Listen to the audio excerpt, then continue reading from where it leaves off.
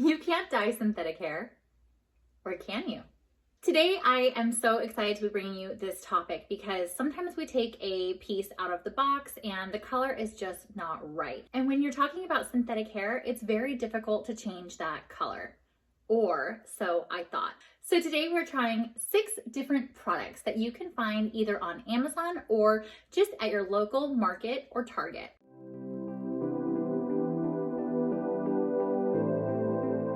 And today we're finally going to answer the question, can you really dye synthetic hair with RIT dye? Can you dye synthetic hair with Adore hair dye? Or can you dye synthetic hair with any other kind of commercially available out-of-the-box hair color? I'm not a hairstylist, so you'll notice that my color techniques probably could use some work. So I actually don't do color, but today we are going to be attacking dyeing a synthetic wig at home. And so these are all good products that you can get very, very easily. So not only are we going to be looking at professional hair color such as the Adore and Arctic Fox hair color, we are also going to be trying a couple of fabric dyes. We're going to be using RIT dye and Dylon fabric dye. And I see this question asked a lot in my Support for Hair Loss Facebook group. Can I tone synthetic hair, especially if your wig is a little bit more of a golden tone and you're thinking that you might want to do like a blue toner to it? We are going to use a toner, and we're also going to use your standard box hair color. For most of these, I'm using very bright hot pink shades because I want to see how well the color imparts, and also, who am I kidding? These are going to my daughter when we're done. I didn't want to try this out with one of the pieces that I'd like to wear again someday, so I picked up a pack of extensions from Amazon, and these extensions were only about $20, and I did make sure that these were non-dyeable synthetics because you can actually purchase synthetic hair, synthetic wigs, and extensions that are dyeable. In fact, a lot of knockoff human hair wigs or extensions are actually synthetics that are just dyeable. So my hope is that I will try it out here, and if I find something that works, it'll be something that I will be able to use in the future on one of my more daily wear wigs. All right, dyeing a synthetic wig at home, let's get into it.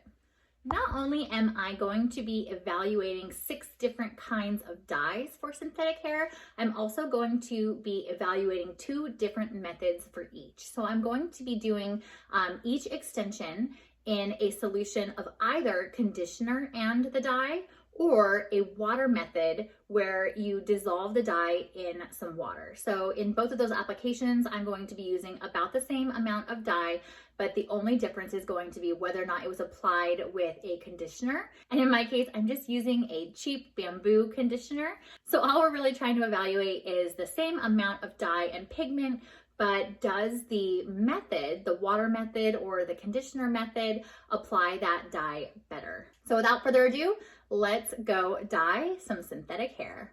So here's all of the different dyes we're going to be using today.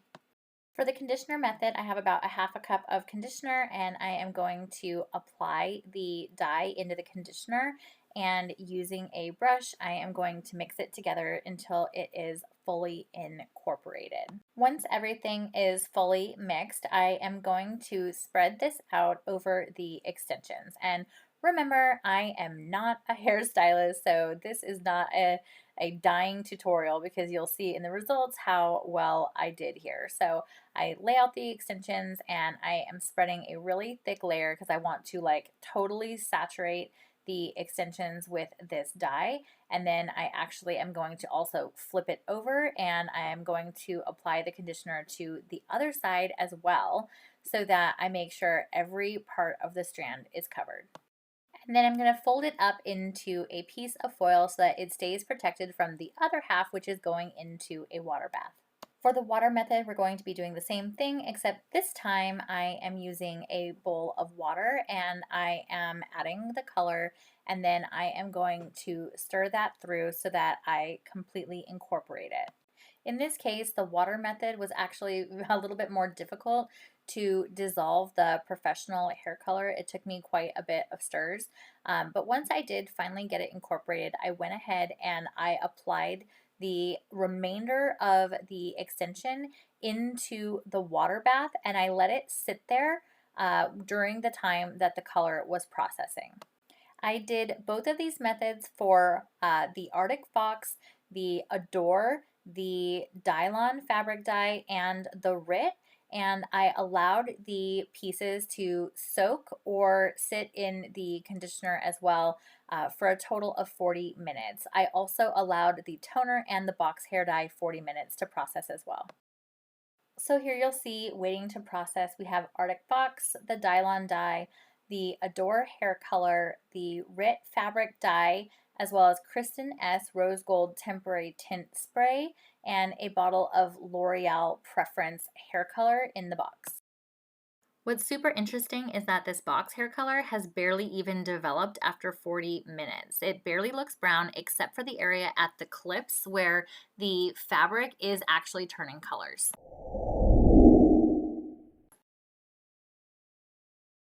So this one really surprised me. This is the box hair color, and on the very far left I left a strand of the original extension, and you can see that actually, even though it didn't turn the color to be dark brown like the box suggested, the extensions did take up a little bit of color. So if you wanted to add a root to a synthetic piece and you are willing to leave this dye on for a significant amount of time, I ended up leaving this one on overnight. It will actually take some of the color, even though it's just a little bit. Just be prepared for your lace to get dark. Again, with this one, I just did the bottle straight out of the box, so there was no water method or conditioner method, and it seems like it took the color pretty consistently, just very lightly.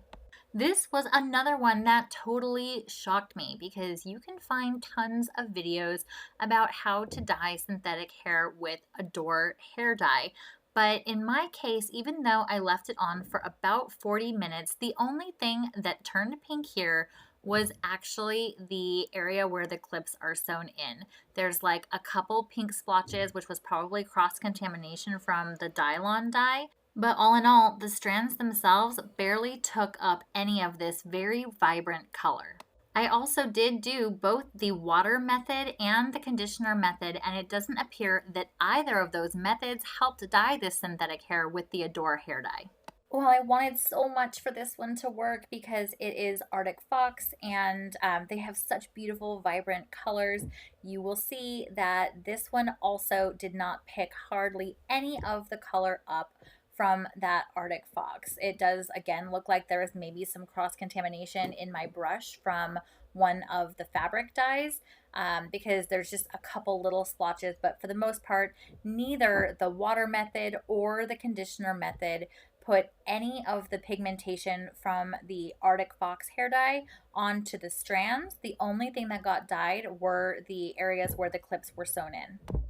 This is the Kristen S Rose Gold Temporary Tint Spray. And now after seeing the Arctic Fox and how such a vibrant permanent color did absolutely nothing to those strands, I am kind of not surprised that the Temporary Tint Toning Spray also did not do anything to these strands. It actually didn't even dye the string that is sewing the clips and the extensions in together as many of the other pieces did. In fact, it looks like I didn't even do anything to this set of extensions.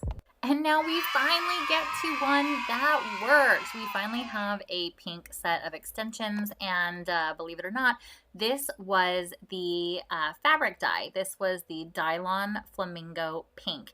And while this one did take up the color a lot, the powder form that it comes in was very, very difficult for me to mix and dissolve. It had tons of crystals, and while I really thought that I had it all incorporated, apparently I did not because this color is very, very splotchy. So while this worked great and it gave a really nice hot pink color that I was looking for, in the future, if I try this again, I would definitely just make sure that I incorporate the color much, much better. Even though the area where the clips are sewn does seem to have taken up quite a bit of dye, I think that that's probably because that area was sitting maybe where there were more crystals formed at the bottom. The water method doesn't appear to have imparted as much pigment into the extensions as the bottom area, which was the conditioner method. That seems to definitely have picked up more color and a more even color, almost like I got a better incorporation of the dye using conditioner versus water. And last but not least was the highest performer, and I was really surprised by this. So this one, we dyed the synthetic hair with the RIT dye, and this was in the color fuchsia. And this one, actually, it appears that the water method performed better. The color is darker, it's richer, and it really dissolved quite easily in the water, which actually, if you read the package instructions, water is the way that they say to dye fabric. The color is very even. It is just not as vibrant as the other shades or what I was expecting for a fuchsia, but overall this looks really good. I found this to be super interesting. Even when the strands themselves did not pick up the color, the string and the fabric that's used to tie the extensions to the clips, most of those did take the color. So you can kind of think of that like your lace. If you have a lace wig, that is going to take up the color even if your strands don't. I hope you enjoyed this tutorial today, and if so, please give me a thumbs up, and don't forget to subscribe to my channel and click the bell so that you never miss a wig review or tutorial like this one that's posted weekly. I did put a link in the description to all of the products that I use here today, including all of the different hair colors as well as those extensions themselves in case you want to try this out at home. Leave me a note in the comments and let me know which method you think works the best, or if you have a hair dye that you use on your synthetics, I would love to give it a try. And if you're enjoying these restoration videos, then please check out my series right here on how I restored a completely trashed curly synthetic wig into both a super sleek straight style and back to its original curly glory. Thanks for watching, and I will see you next week.